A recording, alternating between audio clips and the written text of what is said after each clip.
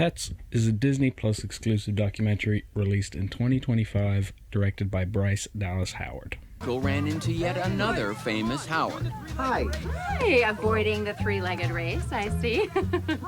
On the surface, it's a wholesome, emotional love letter to animals and the unique bonds that humans can form with them.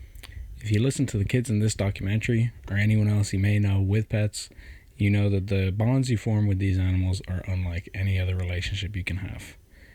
Human relationships are messy and complicated, but the love that you receive when you have a real bond with these animals is unlike anything else. It's that love that they have and that feeling for you. And it feels nice to know that I have a friend who's always there for me. God was like, let's give the pets a sixth sense. They'll be like mimes and magicians into an animal, and you get pets.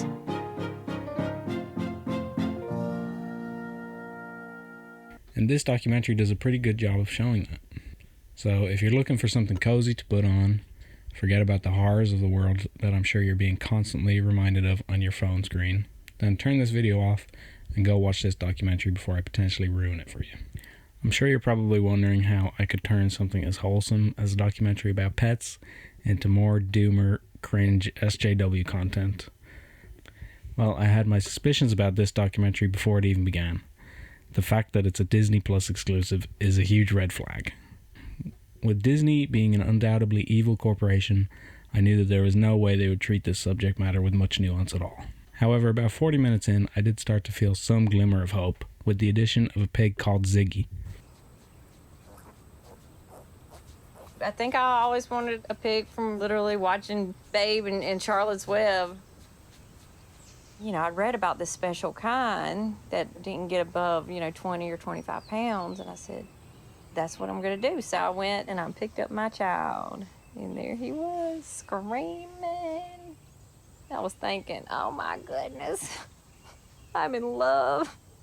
He was about 4 pounds, like this big. Yeah, he was tiny.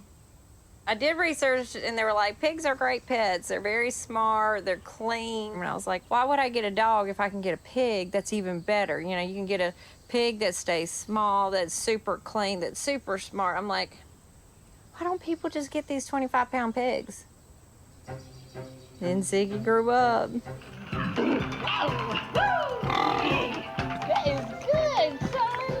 Ziggy is the first non-traditional human and non-human relationship we see in the documentary, and his owners talk about how their perspective on all animals changed thanks to this relationship.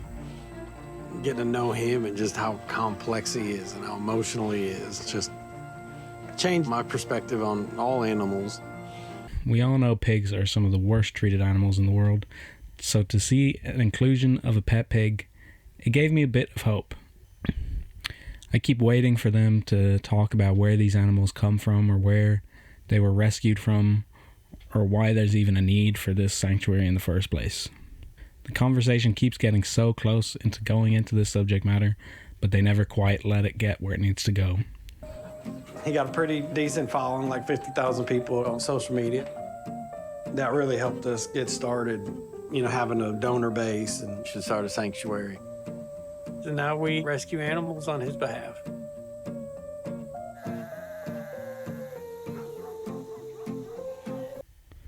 They mention multiple times that they own an animal sanctuary and that these animals are rescued.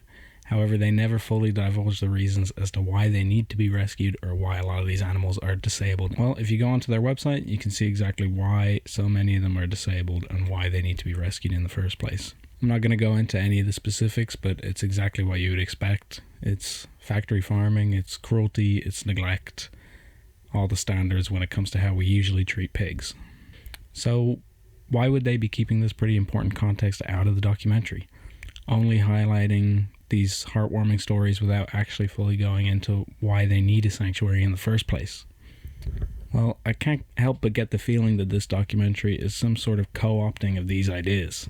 Big companies and corporations have been co-opting progressive movements since the dawn of time, and this is when a large corporation will absorb a smaller, more progressive institution or corporation and dilute the actual good that that corporation is actually able to do. So in this instance, we have the Disney Corporation co-opting the message of the refuge and diluting its message, keeping the warm, fuzzy, and cute animals and the heartwarming stories, while never addressing the progressive ideas of farming reform, veganism, or any real change for animal rights that is the backbone of this sanctuary. It's pretty obvious why Disney wouldn't want any of these progressive conversations to be had in this documentary, because if Disney's general audience did start to really think ethically about their consumption habits, then Disney would be very negatively affected by that. So it seems pretty clear why Disney would want to co-opt these ideas, but what about the creator of this documentary? Well, I simply looked up Bryce Dallas Howard, vegan, to see if I could get any sort of insight into how she might feel about this topic, and that's when I came across an interview that she did with a wellness magazine named Marie Claire. So she used to be vegan, but because she was following a raw vegan diet, which is an extremely limiting and difficult diet to maintain, she then suffered some health problems, and instead of just doing a normal vegan diet that millions of people eat every day and are perfectly happy and healthy doing, she then started to incorporate meat back into her diet. So the sort of mental gymnastics that you have to do to be vegan and then start reincorporating meat into your diet could easily lead you to consciously or unconsciously co-opt these sort of ideas and messages that this sanctuary would have.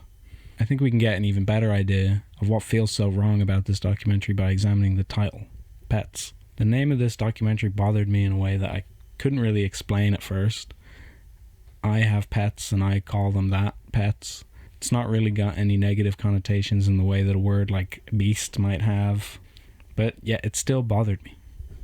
And I think when we look at the definition of this word, we can start to get an insight into why. The Cambridge Dictionary defines the word pet as an animal that you keep in your home for pleasure rather than for work or food.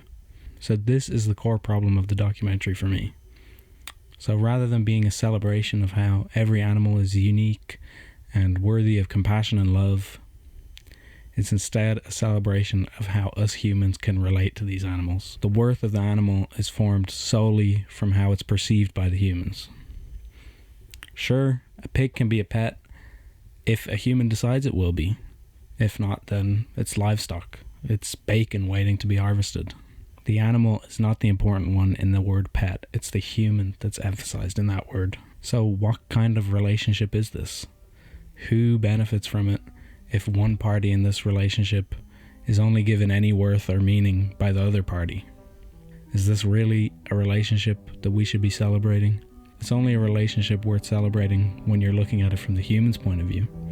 If we were to look at it from animals' point of view as a whole, what would there be to celebrate?